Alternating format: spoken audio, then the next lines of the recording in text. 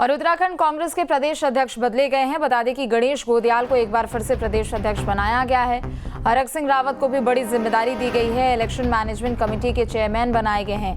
बता दें कि मनोज यादव उत्तराखंड कांग्रेस के प्रभारी बनाए गए हैं। प्रीतम सिंह कैंपेन कमेटी के चेयरमैन बने हैं। इसके अलावा 27 नए जिलाध्यक्षों की भी नियुक्ति की गई है। तो बड़ी खबर आपको बता दें, उत्तराखंड कांग्रेस में बड़ी जिम्मेदारियां लोगों को दी गई है। फेरबदल यहां पर किया गया है, लेकिन गणेश गोदियाल को एक बार फिर से प्रदेश अध्यक्ष बनाया गया है। इसके अलावा हरक सिंह रावत को भी बड़ी जिम्मेदारी दी गई है। इलेक्शन मैनेजमेंट कमेटी के चेयरमैन बनाए गए हैं। मनोज यादव जो कि उत्तराखंड कांग्रेस के प्रभारी बनाए गए हैं। इसके अलावा अगर बात करें तो गणेश गोदियाल को एक बार फिर से प्रदेश अध्यक्ष बनाया गया है। हरक सिंह रावत को भी बड़ी जिम्मेदारी मिली है और इलेक्शन मैनेजमेंट कमेटी के चेयरमैन को जिम्मेदारी उन्हें दी गई है। प्रीतम सिंह को कैंपेन कमेटी के चेयरमैन की जिम्मेदारी दी गई है। इसके अलावा 27 नए जिलाध्यक्षों की भी नियुक्ति की गई है।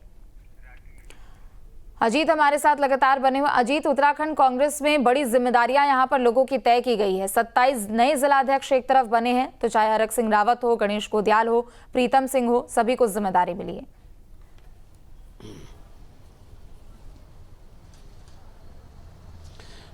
देखिए, कांग्रेस के इस फैसले ने सबको चौंका दिया है।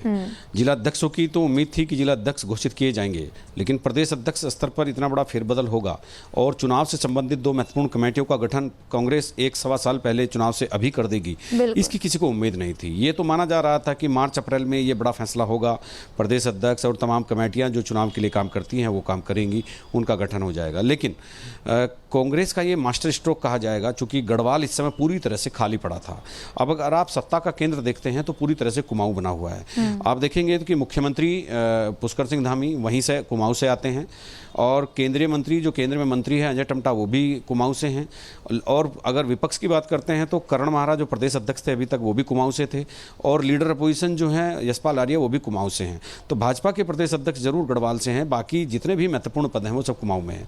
वो जो एक राजनीतिक तौर पर, सियासी तौर पर खालीपन था गढ़वाल में, कांग्रेस ने उसको ऑक्यूपाई करने का एक प्रयास किया है और 3 बड़े गढ़वाल के नेताओं को बड़ी जिम्मेदारी, बहुत महत्वपूर्ण जिम्मेदारी सौंपकर भाजपा के सामने एक बड़ी चुनौती पेश करती है। कांग्रेस से समय पर फैसले लिए जाने की उम्मीद कम ही लोग करते हैं, लेकिन यहां समय से पहले एक बड़ा फैसला हो गया। प्रदेश अध्यक्ष करण महारा को CWC में दिल्ली बुला लिया गया और यहां पर गणेश गोदियाल को उनका उत्तराधिकारी नियुक्त कर दिया गया। यह भी एक संयोग है कि जब करण महारा 10 अप्रैल 2022 को प्रदेश अध्यक्ष बने थे तो उन्होंने कार्यभार गणेश गोदियाल से लिया था, क्योंकि गणेश गोदियाल उस समय प्रदेश अध्यक्ष थे। और अब ये एक संयोग है कि अब वो गणेश गोदियाल को ही कार्यभार देंगे, मतलब दोनों नेता एक दूसरे के पूर्वाधिकारी और उत्तराधिकारी बन गए हैं। तो ऐसा राजनीति में बहुत कम देखने को मिलता है। लेकिन गणेश, जिस तरह से करण महारा ने अपनी मुखरता के साथ 3.5 साल सरकार को ललकारा, खुली प्रेस कॉन्फ्रेंस भ्रष्टाचार के खिलाफ, और जो ब्यूरोक्रेट भ्रष्ट थे उनके खिलाफ खुली प्रेस कॉन्फ्रेंस, और धराली में पैदल नदियां पार करके धराली आपदाग्रस्त क्षेत्रों में पहुंच जाना, सबसे पहला नेता बन जाना, ऐसे तमाम चीजें करण महारा ने मतलब रिस्क लिया है, निर्णय लिए हैं। उनका जिद्दीपन था, उनका हट्टीपन था, वो किसी की सुनते नहीं थे और इसी का खामियाजा उनको भुगतना पड़ा। क्योंकि कांग्रेस में जो ऊपर की लाइन थी वो अपने हिसाब से संगठन चलाना चाहती थी। हालांकि हम ये भी कह सकते हैं, चूंकि 3.5 साल प्रदेश अध्यक्ष का कार्यकाल बहुत बड़ा होता है, उनका कार्यकाल पहले ही खत्म हो चुका था और अब गणेश गोदियाल चूंकि वो भी बहुत मुखर राजनेताओं में गिने जाते हैं, तो गणेश गोदियाल लगातार अंकिता भंडारी हत्याकांड से लेकर के अब तक वो लगातार हर मुद्दे को उठाते रहे हैं। और इसके साथ ही वो पिछला लोकसभा चुनाव लड़े थे और अनिल बलूनी जो राष्ट्रीय मीडिया प्रभारी हैं भाजपा के, उनसे वो तकरीबन 1.25-2 लाख वोटों से चुनाव हार गए थे। लेकिन कांग्रेस ने अपने उसी नेता को पर दांव लगाया है, भले ही वो चुनाव हार गया हो। उससे पहले विधानसभा चुनाव हारे, उसके बाद लोकसभा चुनाव हारे, लेकिन कांग्रेस ने अपने नेता को फिर कसौटी पर कसने का निर्णय लिया। गणेश गोदियाल इस दौरान भी लगातार सरकार के खिलाफ मुखर थे, करण महारा के साथ आंदोलन में लगातार जुड़े रहते थे, बने रहे थे। तो अब वो उनका प्रदेश अध्यक्ष बनना ये एक बड़ी बात है। नंबर 2, जो प्रीतम सिंह हैं, जो कांग्रेस के पुराने नेता हैं, यूपी के जमाने से विधायक लगातार बनते आ रहे हैं और वो मुख्यमंत्री छोड़कर सब पदों रह चुके हैं, लीडर अपोजिशन, प्रदेश अध्यक्ष, मंत्री, विधायक सब रह चुके हैं। तो उनको कैंपेन कमेटी का चेयरमैन बनाना ये भी एक बड़ा दांव कांग्रेस ने खेला है। तीसरा, पूर्व मंत्री हरक सिंह रावत जो बीच में भाजपा चले गए थे, लेकिन साल भर पहले उनकी वापसी हुई कांग्रेस में, तो उनको चुनाव प्रबंधन कमेटी का एक अध्यक्ष बना करके उनको मेन स्ट्रीम में लाया गया है। आपने पिछले दिनों देखा होगा उन्होंने भाजपा पर तीखे हमले किए। वो कैबिनेट मंत्री रहते हुए, लीडर अपोजिशन रहते हुए अपनी आक्रामकता के लिए हरक सिंह रावत जाने जाते हैं। खरी खरी कहना, बहुत सीधी सपाट बात करना उनके स्वभाव में है। लेकिन राजनीतिक जो गलियारे होते हैं उनके सरल विरल दुर्गम जो समीकरण होते हैं उनको समझना बहुत मुश्किल होता है।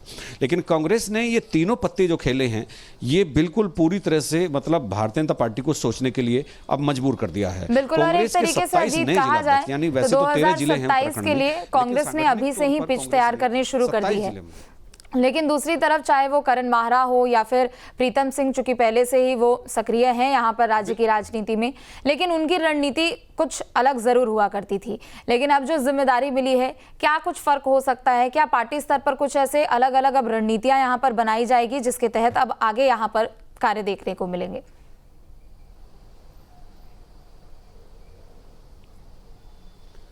देखिए, काफ़ी चीज़ें काफ़ी हद तक क्लियर हो गई है। गणेश गोदियाल प्रदेश अध्यक्ष बन गए हैं, कैंपेन कमेटी के चेयरमैन प्रीतम सिंह और चुनाव प्रबंधन कमेटी के चेयरमैन हरक सिंह रावत बन गए हैं। 2027 का जो एक रोड मैप आपको हम सब देख सकते हैं वो बहुत स्पष्ट तौर पर दिख रहा है कि इन तीनों की अगुवाई में ये चुनाव होना है।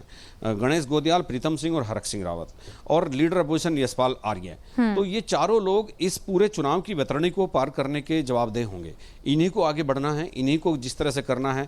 अब शाह और सफ़ेद दोनों चीज़ें इन्हीं की होंगी और ये किस तरह से उसको आगे ले जाएंगे, क्या इनकी रणनीति रहेगी, ये भी इनको जो आने वाला वक्त है इन चारों नेताओं को, और खासतौर पर जो 3 की नई नियुक्ति हुई है उनको कसौटी पर कसने के लिए बिल्कुल तैयार बैठा है। आने वाला समय किसका होगा, भारतीय जनता पार्टी इसकी जवाबी कार्रवाई में क्या रणनीति बनाएगी, किस तरह से होगा, ये अभी भविष्य के गर्भ में है। जी चलिए, बहुत शुक्रिया आपका तमाम। जहां भक्ति है हर शब्द में, कथाओं में छिपे हैं दिव्य रहस्य और ज्योतिष देता है जीवन को दिशा। धर्म से जुड़ी हर बातों को जानने के लिए हमारे चैनल स्तुति को सब्सक्राइब करें।